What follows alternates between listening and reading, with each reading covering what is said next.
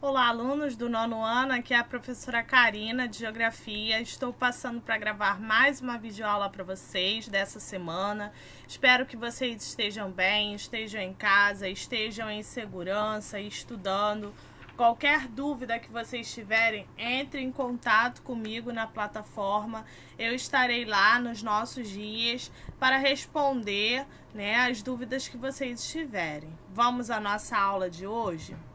Hoje nós iremos falar de duas partes da unidade 7, que é a parte da China e a parte da Ásia Meridional. Falaremos até o Paquistão. Na aula que vem, a gente fecha essa parte da unidade 7. Esse conteúdo a gente consegue encontrar nas páginas 212 a 219. Vamos lá? Então, começando. Falaremos sobre a China. A China é um dos países mais populosos, Acaba sendo o terceiro maior do planeta. Até 1970 ele era visto como um gigante populoso, agrário e pobre e tornou-se a segunda maior economia do mundo, tá? Então, durante o imperialismo, no século XIX, a China acabou sendo alvo de interesse do Reino Unido, da Rússia, da França, da Alemanha e também do Japão. E o que eles acabavam explorando? Seus recursos naturais e acabavam se apropriando, do próprio território chinês. O Reino Unido queria controlar a parte do comércio, A Rússia já foi mais para ocupar a parte norte do país. A China acabou cedendo também o território atual do Vietnã para a França.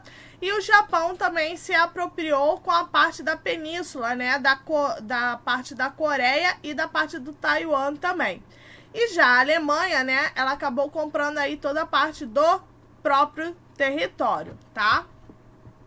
E aí, durante a primeira metade do século XX, a China ela acabou sendo desarticulada, e controlada aí por potências imperialistas, sobretudo os ingleses, que acabaram tendo a potência em cima da China, E em 1949, o que acabou acontecendo? Essa potência acabou enfraquecendo, pela questão da Segunda Guerra Mundial, e sem ter condições de sustentar o próprio território que estava sendo ocupado, até mesmo as suas colônias da parte da África e da Ásia, eles acabaram traçando novas estratégias. E dentro dessas novas estratégias, surgiu, um líder, que é o Manchu Chung, que ele acabou desencadeando uma revolução, e uma guerra civil que acabou sendo implementada, pela parte socialista,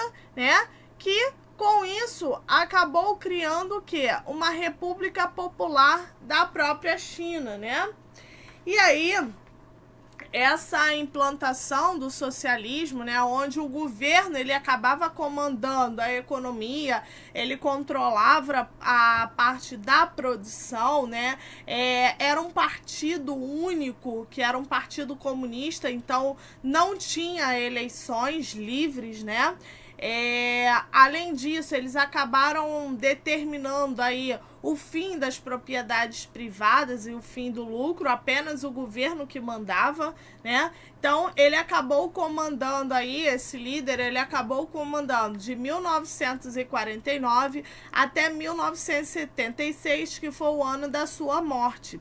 E a China, ela acabou se isolando do restante do mundo e acabou voltando aí com seus problemas internos, a parte financeira, com relação à parte da União Soviética, E ela acabou se desenvolvendo tanto na parte industrial, siderúrgica, metalúrgica, petroquímica, E também começou a investir na parte da agricultura, tá?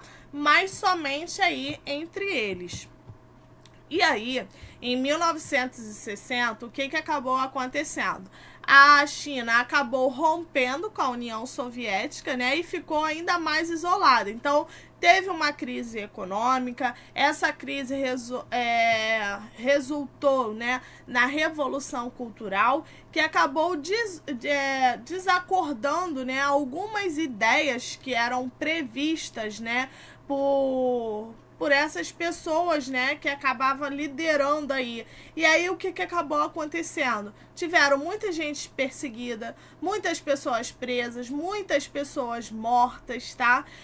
Tiveram muitos intelectuais, artistas, estudantes que foram obrigados a realizar trabalhos, né, que eram forçados na parte do campo, tá? Então houve uma revolução cultural que acabou se estendendo até 1975, né, que foi marcado por essa destruição de obras de arte, de estátuas, de livros, de templos, que acabavam sendo, assim, coisas que eram bem ricas na civilização chinesa, né, e acabaram com essa revolução cultural, acabou gerando o fechamento desses lugares, até mesmo de bibliotecas, escolas, igrejas, museus, tá? Então, foi essa ditadura, né, com base no desenvolvimento econômico da China. Então, após a morte do seu líder, né,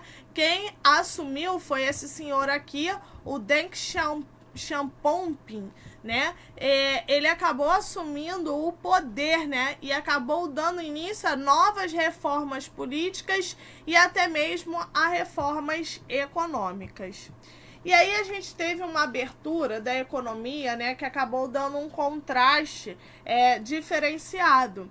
Como assim? Porque a partir de 1979 eles começaram a reiniciar, né, um cenário político-comercial diferente e uma economia também diferenciada. Então começou a dar uma autorização para o governo, ele começou a autorizar o funcionamento de empresas privadas que antes não podia, né, somente as empresas do governo. Começou a dar autonomia às províncias litorâneas e com isso foi criada as zonas econômicas especiais. O que são as zonas econômicas especiais? As ZEIs, né? São os investimentos que eram privados, empresas estrangeiras começaram a se aproximar, houve redução de impostos, importação de máquinas, de equipamentos, né, de produtos. Então o sistema econômico ele acabou sendo caracterizado, né, não por uma forma homogênea, né, e sim pela forma do socialismo, né, de mercado. Houve um crescimento econômico, porém ele não cresceu como um todo, mas ele cresceu em alguns pontos, tá? Principalmente na parte da região litorânea, né, que acabou transformando aí um espaço econômico mais moderno, mais rico, mais urbanizado, né, mais importante, principalmente pelas áreas industriais, pesquisas científicas, tecnológicas. A parte da região central também desenvolveu aí essa essência agrícola e a parte oeste, que era pouco povoada, né, ela foi a que menos sofreu com relação ao processo de infraestrutura. E aí, nós tivemos as relações internacionais. O que foram essas relações internacionais? Foram os grandes investimentos internacionais, né, com esse crescimento econômico, eles começaram a investir mundialmente, né, então acabaram adotando medidas, né, implantações para que o governo chinês pudesse crescer economicamente, deram ofertas de mão de obra mais barata, foram ampliando aí a parte do mercado consumidor. Então, os chineses eles começaram a investir em diversos países, principalmente a parte da África e a parte da América Latina. E esses investimentos eles buscavam garantir tanto a produção quanto fornecimento de matérias-primas que eram necessárias para essa produção chinesa, né? E para que eu pudesse ter um crescimento econômico. O Brasil, né, ele começou a ter investimento com a China na construção das hidrelétricas, das ferrovias, dos portos, a exploração de minerais, na agropecuária, na parte do transporte, tá? Então, os produtos brasileiros que são exportados para a China são soja, petróleo, minério de ferro, tá? Então, a gente repara que ela acaba aí se socializando entre diversos países. É claro que a China, ela sempre vai apontar aí a parte da maior economia, né, do mundo, né, principalmente na segunda metade do século XXI, e que ela pode até mesmo superar uma economia dos Estados Unidos.